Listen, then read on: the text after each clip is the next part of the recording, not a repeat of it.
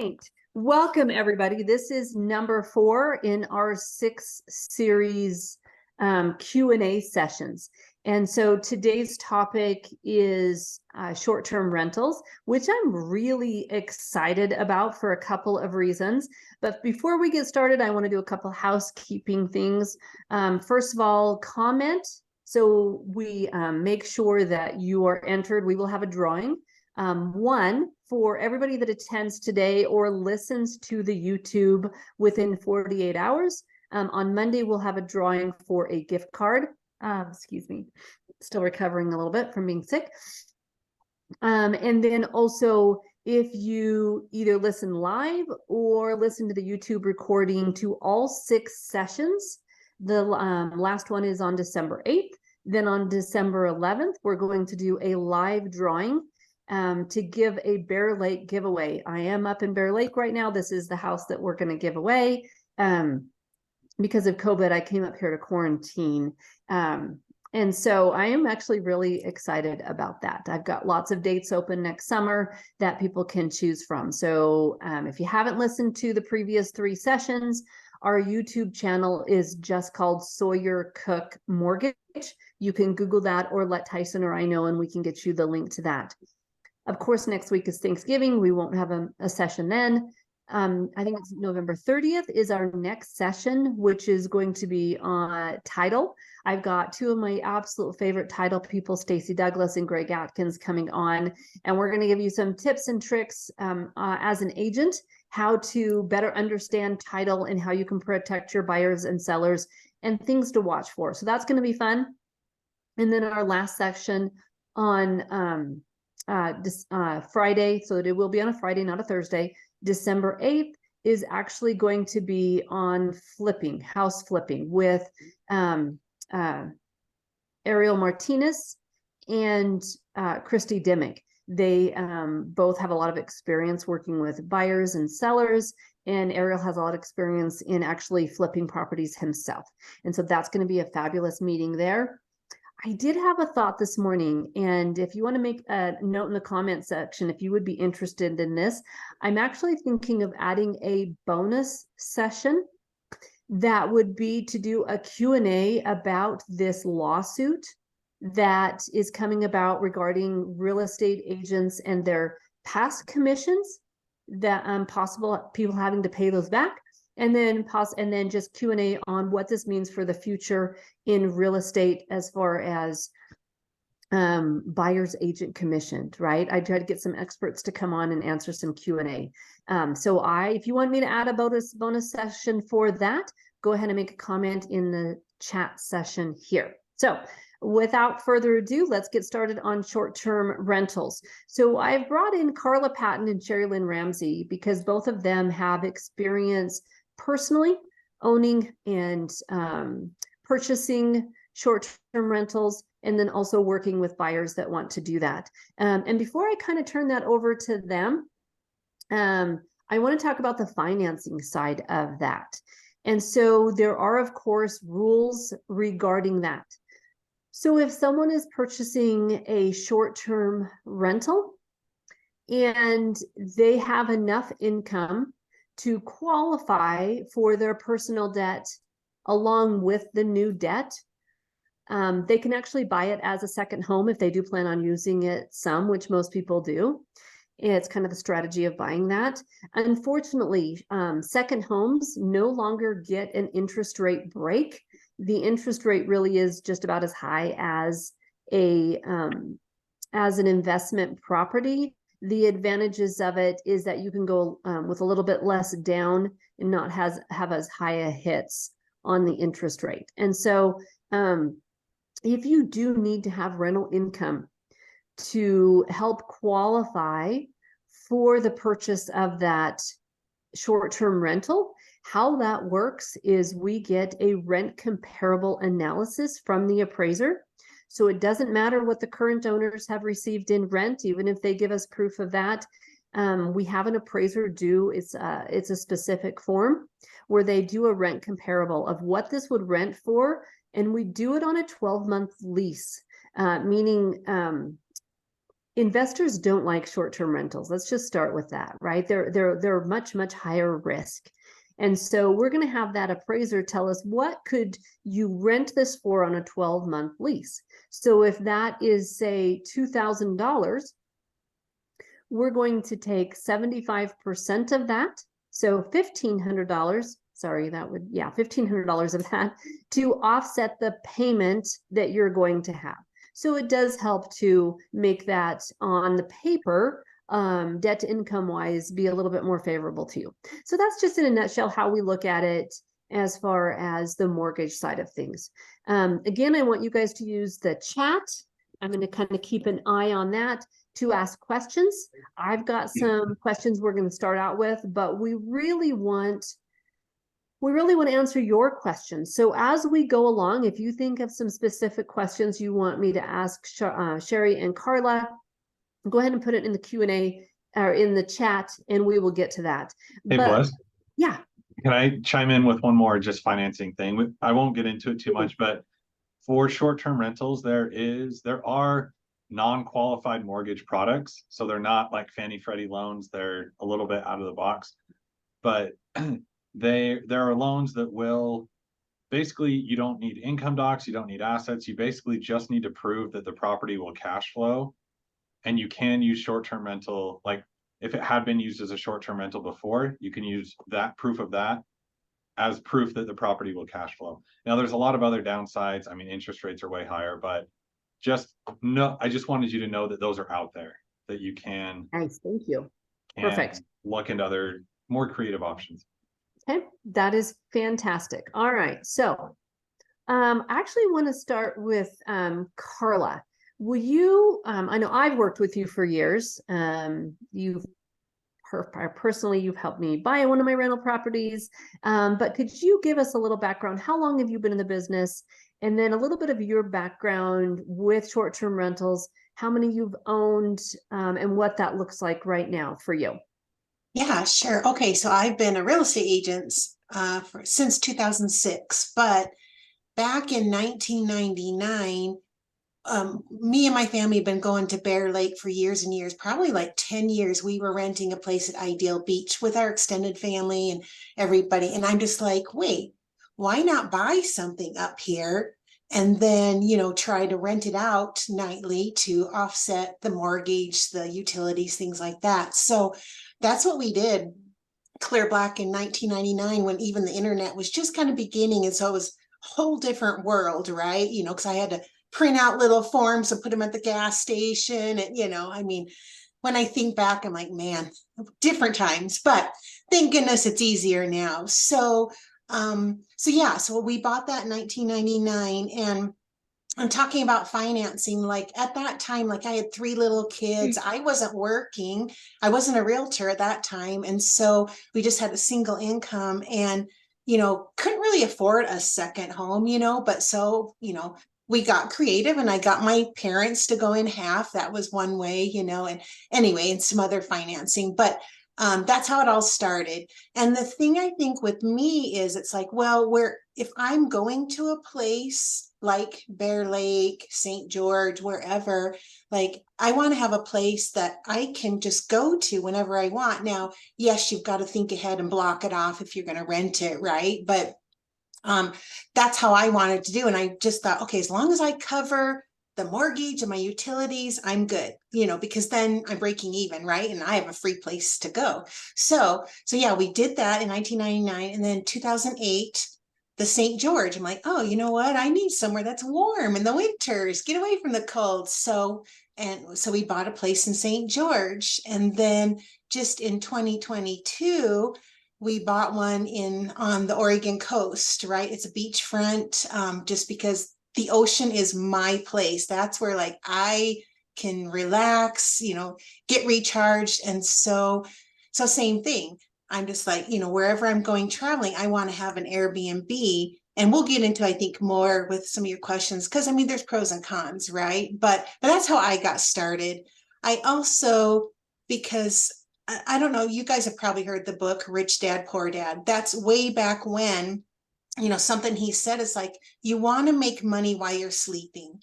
And so that has always stuck with me. So for me to buy a second home or a vacation home and not rent it out nightly didn't make sense because it's not making me money, right?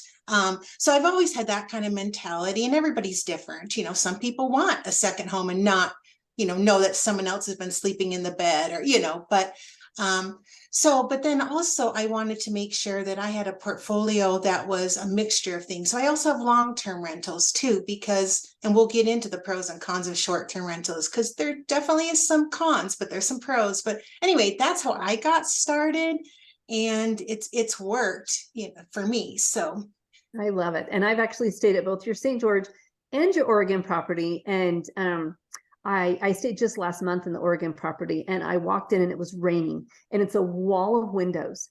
And I looked out that and I'm like, oh, like I was giddy on the inside. Now I grew up in Southeast Alaska, so rain is my love language.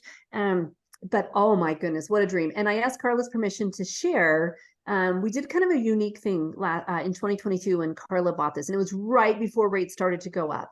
So understand, timing is everything. When Carla was looking at this, she started looking into financing, and it's a condo in Oregon. Condos are hard to get financing on, especially in vacation areas, right? And so we actually did a cash out refinance on Carla's primary and one of her rental properties to basically have her be a cash buyer for the Oregon rental. And so kind of a unique way to do that. But I know that's just a dreamy property, just a dreamy property. So thank you for sharing your background on that. I appreciate it. All right, Sherry, tell us how long you've been in the business and kind of your background with short-term rentals and your experience with that. Hi, everybody. So I've been a full-time agent for 18 years. We started with a condo in St. George, and it was a second home, and it was very early. I think VRBO was brand new. There was no Airbnb platform. And I'm like, what if we rented it when we're not using it? And at the time, the CCNRs and the city zoning said it had to be 30 days or more.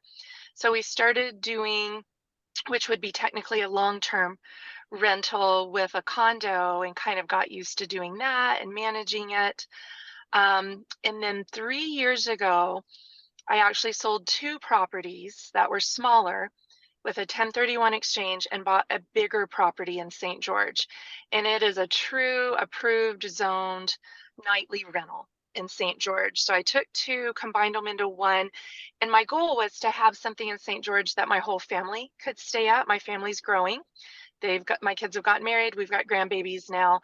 And so I jumped into a real Airbnb business 3 years ago, and I've learned a lot through that process. And I still have the one in St. George. And then during COVID, there were some really great deals during COVID. And I live in a cottage community, an Ivory Ridge community. And I bought one of the cottages during COVID to experiment with transitional housing, because I had personally had an experience. I went through a divorce, needed some transitional housing. And I'm like, there's very little in northern Utah County. We're not a resort area, vacation area. There weren't very many, nightly rentals. So I created transitional housing in Lehi, and I furnished it just like an Airbnb, but my CCNRs say it has to be 6 months or longer. So that would technically be a long-term rental. So I played around with both, and I still have both. Nice. That is wonderful. Okay. And we do have 2 questions so far, right? The first one from Vaughn is, can a VA buyer use the VA loan on a second home? And I'll answer that one. No, they can't. But a VA borrower can use their current primary as a rental or a short-term rental or a second home. And then if they have any VA eligibility left, and there's a kind of a complicated calculation to determine this, they can use their VA eligibility to buy the next home, but they have to move into it as a primary residence at least for a year. And so that we really need to get more information from the veteran to help them know what their options are for that. Great question. And then Renee asked, at some point, will you touch on what you know about sectional ownership?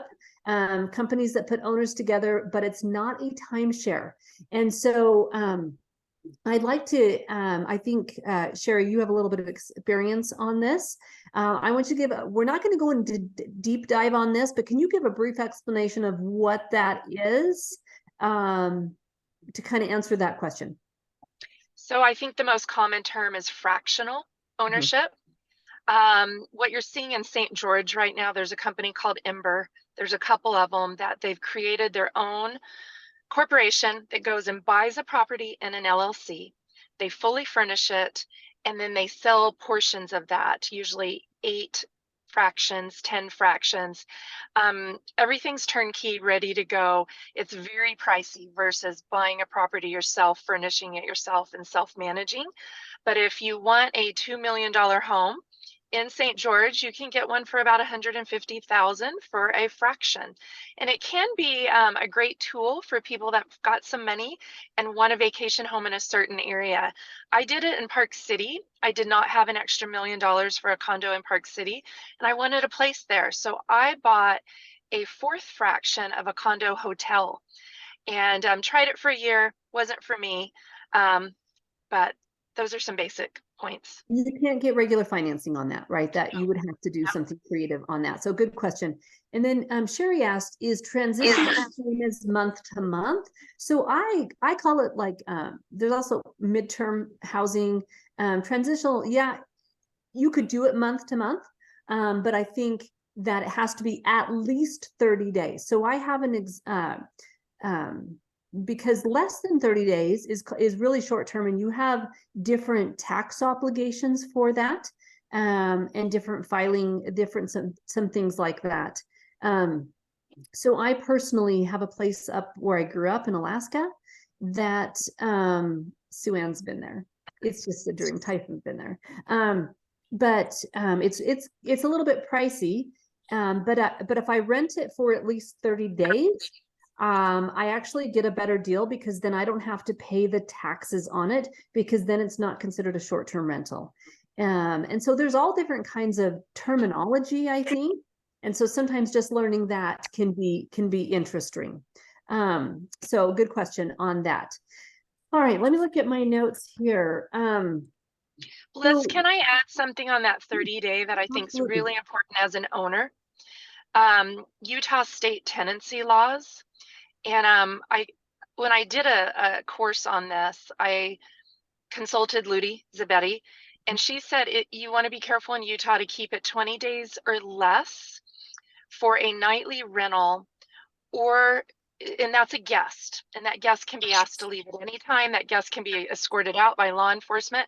Once it goes over 28 days in Utah, it falls into state tenancy laws, and you have to go through the eviction process if they won't leave. Okay, that's really good to know. I have 5 rentals, and I've never had to evict someone. But my brother has rentals in Colorado, and they ended up getting squatters in there, and it was literally a nightmare, like a nightmare, to try to get them out, because the laws favor the tenants, even if there's squatters living there illegally. It's the oddest thing. So yeah, 28 days, that's really good to know. Less than 28 days, you have a lot more power to get that person out. So good thought on that. And again, let's, ask questions as we go through, and you guys think of more things like this. So property, now I kind of want to start this with things that if you want to be a short-term rental owner, but it's also information you can pass along to a buyer, right, when they start looking into this. And then I want to share or ask some questions specifically as a buyer's agent. If you have someone interested in looking for a short-term rental, right? So let's start with the I'm going to call this one on a personal note, right? If you want to own a short-term rental, property manager versus doing it yourself. So let's start with that. I don't know, Carla or Sherry, which one of you wants to chime in on your opinion on that? And before you do that, I want to note that in a pre-call, Carla and Sherry and I kind of talked about this call, and Carla and Sherry both have different views on this, which is really good. You're going to see it from different perspectives. So who wants to go first? Property manager versus doing it your own? Do you want me to go, or do you want to go, Sherry? Let's You start go with first. Carla, and then we'll do Sherry. Okay. It kind of It's a hard question, right? Because it just depends. Number one, I think it depends on your personality. Because, like Bliss mentioned, like not all personalities, I don't know, can deal with tenants, right? I mean, it's stressful, it's hard. Anyway, so if you're just that personality where you're like, I can't do it, then by all means get a property manager, because they can, and they're not emotional about it as well. Because you got to remember, emotions come into play if you're doing it yourself. And when that 10-year-old comes to you, because I'm evicting somebody, and they're like, but please don't kick us out, we don't have anywhere to go, we don't have money for food, I mean, yeah, that's tough. Anyway, that was more of a long-term example, but then the other thing is you have to look at your ROI, like, does it make sense to get a property management? Because back in 1999, when I bought my first place and we were tight on money, and especially then, like those property management companies were taking 40%. And I'm just like, there's no way I'm paying somebody 40%. This is my place. To me, that was highway robbery. So I just started managing it myself. So there's that, aspect, and I think, it all comes down to doing your research. Like, as long as you have a good team, like a good cleaner, good electrician, good plumber, good handyman. For me, it's been not very difficult to manage them myself because I do all my own management. Now, with that being said, like in a few years, yes, I want to turn it over to a property management company because, I want to just, sit at the beach and relax. But so hopefully that answered your question. Okay, Well, Sherry Lynn. And I also actually want to note, up here in Garden City, Bear Lake area, they actually have a city ordinance that you have to live within 15 minutes of your rental or have an agent. So I don't short-term rental my place, but my best friends, they own the property next door and they do short-term rental it. And they live an hour away in Logan. So you have to understand the local rules. So how they got around that, because they're not going to pay 40%, it takes their profit, is they have their house cleaner is willing to be the agent, the contact person. So it's legal with the city that there's someone that lives within 15 minutes, but they're not paying 40% to a property manager, right? So there's just different things like that. So Sherry, tell us kind of your opinion of property manager versus doing it yourself. Yeah, so my I call them nightlies, and I think nightly and short term are probably interchangeable. To me, a nightly is, long weekend in St. George, short term, anything under 28 days.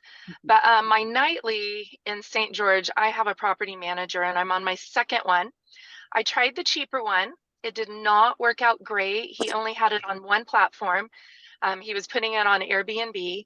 One man guy owns a Cold Stone. He and his wife are trying to manage 6 of these in this complex. And so then I switched to the most expensive property manager in St. George, Red Rock Property Management. They take 35%. They're amazing, but you pay for it. So I've done, the cheap version, the most expensive version. For me, with a nightly, I just would wake up in a cold sweat at 2 a.m. Like, did I forget a booking? Because they're coming and going. So with nightlies and I'm remote, I need somebody there and they just handle everything. For my long-term furnished rental in Lehigh, I'm getting 12-month leases on that, which has been really interesting. Who wants a furnished place for a year? But I don't really recommend it in our area in Lehigh. There's not a huge demand, but I'd say 1 out of 50 people that contact me on that when it comes up for rent is like, oh my gosh, I've been looking everywhere for this. I'm in transition some reason and I need this. And I self-manage that because it's a block away and it's a year lease. And I know how to do that. I have some other traditional rentals. So I think it depends on your location and your schedule and your personality. I'm actually going to be converting my St. George property to a midterm, and I'm going to self-manage because of that rate of return. I'm giving a lot of profit away to the property manager. Mm-hmm. Yeah.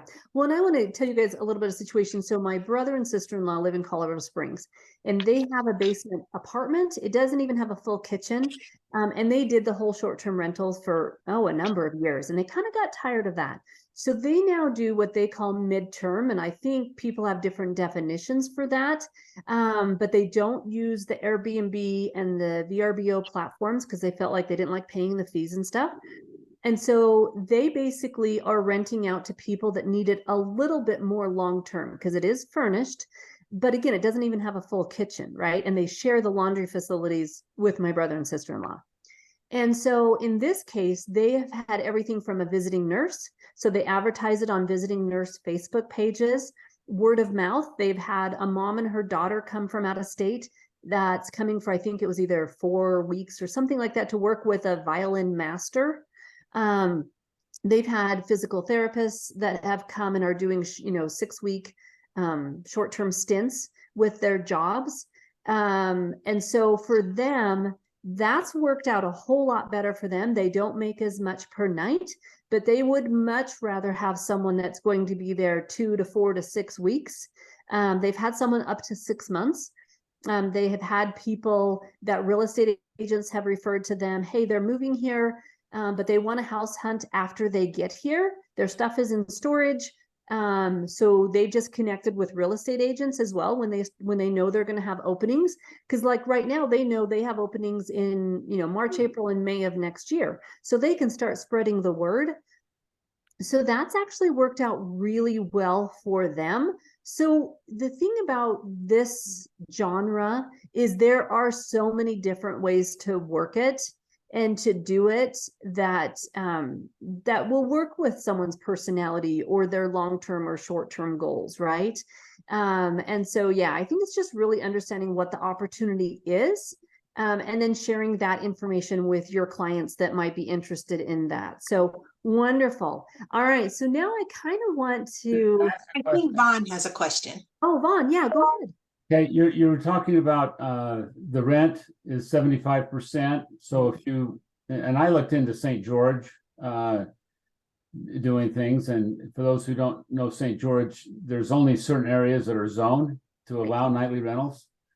And those properties are very expensive, and they usually have an HOA with them, and then the HOA is who has to, they do the management. And anyway, if they charge 30%, the ones I've seen, how does that work on the income counting towards Sure. your Great payment? question.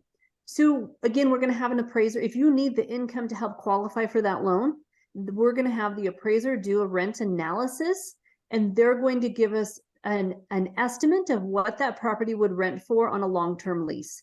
And we're going to take 75% of that and use that to offset the new payment. So they're not going to tell us what it could potentially rent for short-term rentals. So the nightly rental is that's what you decide to do, but that's not what the qualifier is. Yeah, that's your warm fuzzy of what you might be able to get for the property. And So just good- a couple of things. I rent my basement out nightly, and I use a property management company that only charges 10%, Mhm. and they do Airbnb, VRBO, Booking.com, Marriott properties. I mean, I get in ski season, I have 2 or 3 days empty. January, March, Wow. month. Can you put their information? Can you put their name in the chat section? I bet some people would like to I know will that. do that. And if you look into them, do me a favor. When you sign up with them, you get like a $250 off of your, fee. And if you say I'm the referral, then I get $250. You get the $250 no matter what. But if you get a give a referral, which I'd appreciate, that would kind of help me out. Okay. And just another thought, when I over 45 years ago, when I was engaged, actually, my father-in-law said, Vaughn, you guys should buy a home with a basement apartment and live in the basement and rent the upstairs out. We were both going to the University of Utah. And so we did that. And it was fabulous. you know, we lived in it for less than we would be paying if we were renting the basement apartment. But Brilliant. that's a good thing when you're talking with young couples that maybe just kind of getting started, to look at it in that light. But shoot, they can live in the basement and rent the upstairs out and make a much better financial deal for them. Just Yeah.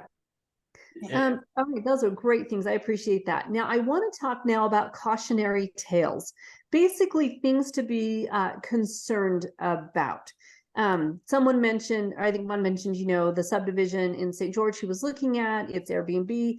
A lot of municipalities, especially in tourist locations, are coming out with pretty strong short-term rental rules to try to protect the integrity of their area, and also to make it so that there is still affordable housing for your workforce. It's really a hot issue right now. And so, like I mentioned, up here in Garden City, you've got to have an agent or you personally live within 15 minutes.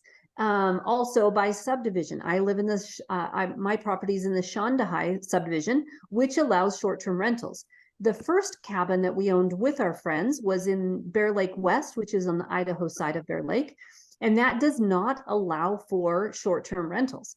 And so, and they watch the different platforms to make sure you're not renting out your property. And so there is more value per lot, per property in subdivisions that allow short-term rentals, because a lot of people do it this way. My friends that own the one next door, their goal is to rent it out in the summers until it's paid off, and then they're not going to rent it anymore, right? It's helping them pay for it. And so I think knowing some of these, we're going to call them cautionary tales, right? Sherry, let's start with you. Help us know some of the things that, because it is different on a short-term rental. What are the things that people really need to understand before they go into this that could be deal breakers, or just information they need to be aware of to make sure they're budgeting and all of that and going into it with their eyes wide open? Yeah, so my business model in St. George was I want a vacation home in St. George, and then I want it to make money when I'm not using it. Because I had one that just kind of sat there that was smaller. And so I went into it knowing, you know, my personality type, and that I'm going to be bugged when I show up and there's like handprints, you know, up the stairway wall and gum on the rug and you name it. And it's hard for me. It's hard for my personality. I like the income, but it really, really bothers me. So think about your personality type. Also, if you're buying something that is brand new, it's not turnkey, it's not existing, you need to probably call me and I'll give you an idea. I've furnished 2 brand new properties as Airbnbs, either short-term or long-term, and way underestimated the cost of buying every single item that you're going to need. You know, there's going to be 2 or 3 sets of sheets for, you know, the maids to turn it over. You have to have X amount of dishes. You've got to have, and all my stuff I bought new. Like, we've all been to those Airbnbs where it's like grandma's old couch and the old scratch skillets and the mattress is like unbearably uncomfortable. Like, I fixed both of mine like I was going to live there, which it's gotten great reviews. They're getting rented, but it's expensive. I put purple mattresses in mine because I am a mattress snob and it's my second home. And so, you know, really, if you're budgeting, make sure if it's brand new, you know, I'll give you an example. The 3-bedroom, 2.5 bath cottage in Lehigh cost me $18,000. That's every spoon, fork, towel, sheets, everything. And we furnished it as nice, brand new. And then the St. George property, it's a 5-bedroom, 4-bath. It was around $30,000. So budget if it's a new property. If you're buying it turnkey, then, you know, great. Yeah, that's awesome. I will tell you, back in 2012, when my friend and I bought our first little cabin up here, it was like playing house. We had so much fun, and we did the whole estate sale, garage sale, to furnish it. And so when we went and built this cabin that we're in, I brought a little bit over from the little cabin. We did some nicer things in this cabin because this was kind of our dream, building this. But I also went to estate sales. And when my friend furnished her cabin next door, she had kind of an extended family member that's very wealthy that was redoing her cabin, which is really a mansion, and basically sold her really, really nice stuff for pennies. And so I think it is possible, if you're careful, that you can furnish it with nice things for less money. But it is good to understand. I still spent a lot of money furnishing this cabin because I did want brand new mattresses. I did want to have nice things in this cabin. So that's a great cautionary tale. Carla, cautionary tale. What would you recommend to people? Okay, the number one thing is you have to do your research. If you're buying one or you have a client buying it, because we've mentioned it before, number one, you've got to make sure your HOA allows for short-term rentals or even long-term rentals. You have to make sure the city allows for it. And you have to be able to shift. On my Bear Lake one in 1999, we bought it. They advertised that we could do the nightly rental. And then 2 years later, the HOA changed the rule on us. So you have to make sure that, okay, are you comfortable buying it and maybe doing short-term rentals, but then have a backup plan? Maybe you're going to put in long-term rentals or the midterm. And also the market with short-term rentals, like it changes overnight. It's interesting because right after COVID, like my income on my short-term rentals, they tripled what I was bringing in. But just this year, St. George, because it's oversaturated, I mean, it went back down to where I'm, just kind of, glad to have rentals, it's a lot slower. So you have to, do your research, know that, okay, if I have a slow year, am I okay? We don't want anybody going, bankrupt, losing a home, or be ready to go with plan B, put in a long-term rental, something like that. So that's crucial, because with short-term rentals, yeah, it's just, you never know. I guess it's for me, it's kind of fun because, to adapt. But then the other thing is like I've mentioned before, you've got to research and have a team, because Bliss hit on it where, and every city that I know of so far that I have my STRs in, they have done that where I've got to have somebody close. So I've got a handyman in Rockaway, Oregon, that he lives right there. And, and I have to post his name and number on my rental. So yeah, you just kind of, there's a lot to know going in, and I'm happy to like help anybody if they are thinking of doing this. I've learned things along the way for sure, because, I've had that call at midnight where they can't get into my condo. Right now I have the ones where you program and they enter a code, but I've learned, okay, now I put one of those mechanical lock boxes, on the patio. So if that happens, I could say, oh, here's the code to that, get the key, things like that. Yeah, I think that's the main thing, is just do your research and ask the right questions. And yeah. Well, and I think you hit on some really good things. So our friends that own the one next door, when rates dropped down, they actually changed their mortgage to a 15-year, which made their payment really high. But again, their goal is to get it paid off and being able to stop renting it. But the Garden City market has also softened just a little bit, because there's so many long-term rentals, and theirs sleeps 32 or 35. It's 7 bedrooms. It's really large. And so I think we really need to help people understand that having an emergency fund, especially you need to have an emergency fund when all you own is a primary residence, right? That water heater goes out, you've got to have money to fix it. But when you own long-term or short-term rentals, having an emergency fund is even more critical, because you need to be able to cover slow times. You need to be able to cover things. Keith actually asked a really good question. He's also heard of people that will reserve a larger short-term rental and then break all the rules and trash the property. So my friend, I'll give my experience with this through my friend next door. She only rents it out herself, not through a service, if it's someone she personally knows. If someone approaches her and wants to rent it and she does not know them, she makes them go through Airbnb, VRBR, one of the services, because there's insurance. So one thing that happened wasn't intentionally trashed it, but they have a foosball table. Foosball ended up going and breaking a very large TV, and the insurance covered fixing that. And so my understanding is that when you use one of the services, you have additional insurance. But if you're just like, I'm renting from Carla, her Rockaway Beach in Oregon, if I had trashed that, I don't know if she has a lot of ramifications of coming after me to get the money. Carla, Sherry, tell me your opinions on damage done by renters. Well, I'll jump in. So I've been really fortunate. I haven't had anything, what's the word? Where they purposely, you know, wanted to destroy it. So in St. George, through my property management company, they have insurance. And so I had someone back into the garage door accidentally with a hitch, you know, a truck was backing up. My property management company's insurance covered that. And then the one I self-manage, I've had no personal, like no damage from a tenant. And if there had been, it would just be under my homeowners. So the nice thing about some property management companies have another layer of protection.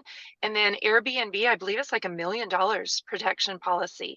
And so that's where those fees go, you know, the Airbnb fees, they do go, you know, a lot for that too. Yeah, and I also personally have a umbrella policy because I have the rentals. Well, I got it when I had teenage drivers, but now I have it because I have rental properties. And so I think you would want to, and they're really inexpensive. You would want an umbrella policy on top of everything else. And then Keith also asked, does the insurance just cover the repairs, or would it also cover loss of revenue due to the property not being in rentable condition? And I don't know the answer to that. Do Sherry or Carla, do you guys know that? I don't. Yeah, that would be a good question to ask you, you know, your services. So Carla, your opinion on that. So I am really fortunate. I mean, like I said, since 1999, I think the worst damage we've had is just like scuffs on the wall, broken dishes. Like, I mean, we've been lucky, you know, but you hear the stories, right? And one thing I have been paying attention more is on Airbnb and VRBO. When you get like an inquiry, I go and look at those guests, their reviews. Like it was last week, it was 10 o'clock. I'm just kind of laying in bed looking at my phone, and I get this message, and someone's like, before I book your place, I want to make sure it's okay. And this was for St. George. And I'm just like, oh, and first thing in my head is like, oh, this is a partier group, you know, and you hear the stories where they just book one night because this person only wanted one night. And so I thought, I'm just not even going to answer, you know, because it's not worth the risk, right? But then I thought, well, wait a second, you know, so I went and looked at her review. She had 21 reviews, really good. Like everyone's like, oh, you know, top class guests, you know, anyway. So I'm like, and I just kind of did a little background, quick research, you know, you can Facebook stalk, you know, whatever. And so I thought, okay, I'm just going to see what happens. So I messaged her, and she was coming home from a conference, and she lives in Sandy, and they were just tired and just wanted a place to stay. And so I'm like, sure, you know, and it worked out fine. So it's just a matter of, once again, doing the research. But yeah, I haven't had any problems. So, but I do know Airbnb and VRBO, they do have that insurance. You know, I've heard other people who've had to use it. A good resource too is I belong to and Sherilyn probably does too, a couple of Facebook groups, Airbnb, even in like Utah. So it's local people, and you'll hear different things, you know, from them. But yeah, I haven't had any problems. Well, I caution. Go Oh, ahead. I just want to caution, if you get on those Facebook groups, you don't hear Oh. about all the wonderful guests, you hear about all the bad ones. So That's be true. aware, but I'm on like 5 different ones, but locally and nationally, and they're called Airbnb or STR for short-term rentals. But they like have amazing advice like, hey, you know, Costco has these sheets on sale, or have you tried this? And so when I was first getting mine up and running, I really relied on a lot of these people's expertise for different things. And you can ask the group, hey, what kind of towels do you use, or whatever. But be prepared for those horror stories that people are going to post. That's true. You have to take it with a grain of salt. Correct. But sharing knowledge is so easy now. I do recommend that you do things like that. Back when I first started using Airbnb, I mean, it's been a lot of years, and I went to rent it. We were on one of our bike trips, and I went to rent one, and the person said, "I'm sorry, I don't rent to anyone that doesn't have reviews."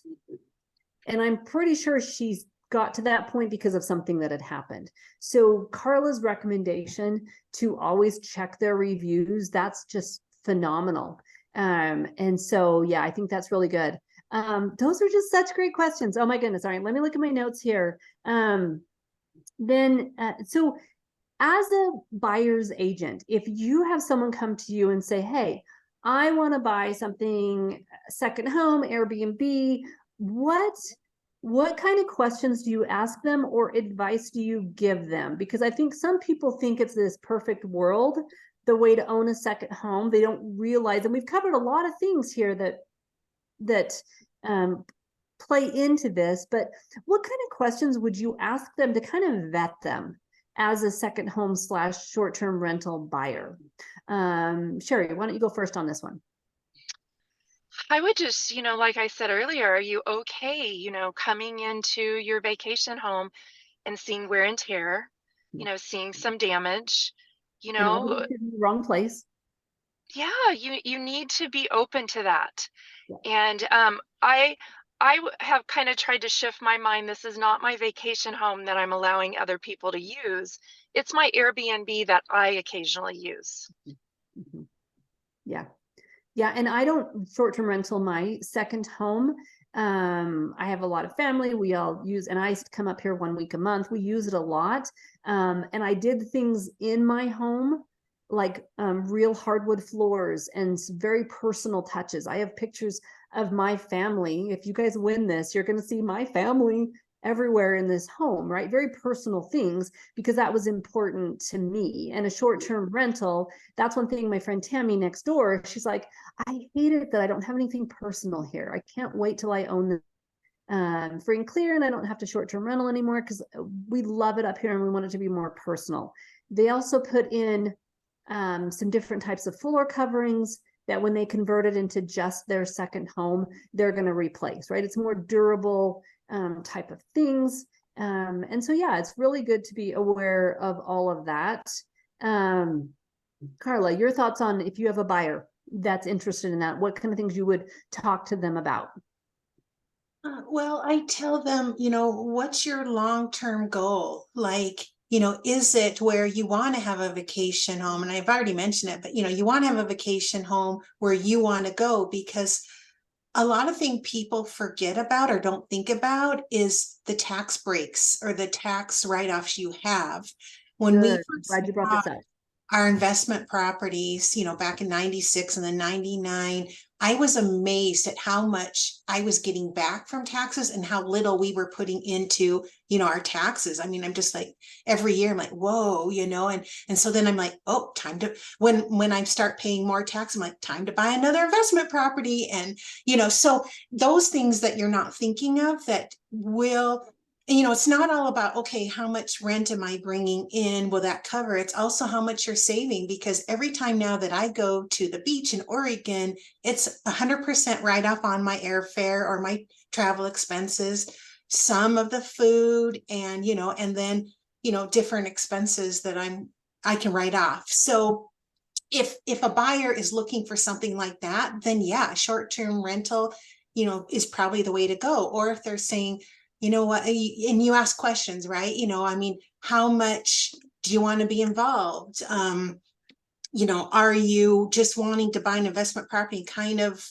not have to worry about as much? Well, then maybe the short-term rental is not for you, because you have people checking in and out all the time, and it's more work than the long-term rental. So yeah, you just kind of ask those questions to feel out your buyers of kind of what direction they want to go. Well, and what worked for me is I started in 2017 buying rental properties, and I bought those to the point where I was comfortable building this cabin and having that income to help support this cabin. And that's what worked for me, because I didn't want to do a short-term rental situation, right? So again, everybody's personality is just so different. So we're almost out of time. I am so grateful you guys came on this class. Remember, you need to comment to make sure we know you were here to be eligible for the drawing, even just to say hi. I want to let Sherry explain. She mentioned to me a website called Third Home, which I found fascinating. Sherry, can you tell us a little bit about what that is in case anybody's interested or you want to pass that along to your clients? Yeah, just briefly, I just started my membership with it about a year ago. I had both a fractional in Park City, and it was another owner on a Facebook group with my Park City fractional that shared this Third Home with me. But if you have a second home or vacation home, you can put it into a pool, and it's called thirdhome.com, and it is a home sharing website. And they look at the value of your property, you know, how many bedrooms, what your nightly average is, and then you're given a key value. So my St. George property, even though it's like 5 bedrooms, it only gets 2 keys per stay. So I have to put into the pool 2 prime weeks a year. And then when somebody stays there, I earn 2 keys for my unit. And so I'm building up my keys, and then they have other homes, other owners throughout the world that you can share yours, save up, you know, earn keys, and then use those to go spend at other properties. And when you go do that, you're not paying a nightly fee. There's a small service fee and possibly a cleaning fee. But I haven't used it yet. I'm saving up and I'm earning, but I'm actually really excited. And it's another way to leverage your vacation home. And so, you know, pick a time that you're not going to be using it. It hasn't rented out, you know, donate it to this, and then you get to use that in the future. And I actually looked into it a little bit. And from what I could tell, they really want your home to be one that is already a short-term rental. And I think it's because then they can go and see it and all of that. So my home probably won't work for it. I'll have to research it more because I don't have it listed on any kind of sites. I don't have a cleaner, that kind of a thing. But I just thought that was great information. Again, you guys are right now, you're just a resource, right? That's how we're all trying to get more clients, is to be a resource and to be the go-to person when someone have questions. So I hope this helped everybody. I've loved getting the information from you guys. You are amazing to help us with this, Sherry and Carla. And thanks everybody for coming today, and we'll see you in 2 weeks for our title Q&A. Thanks, guys.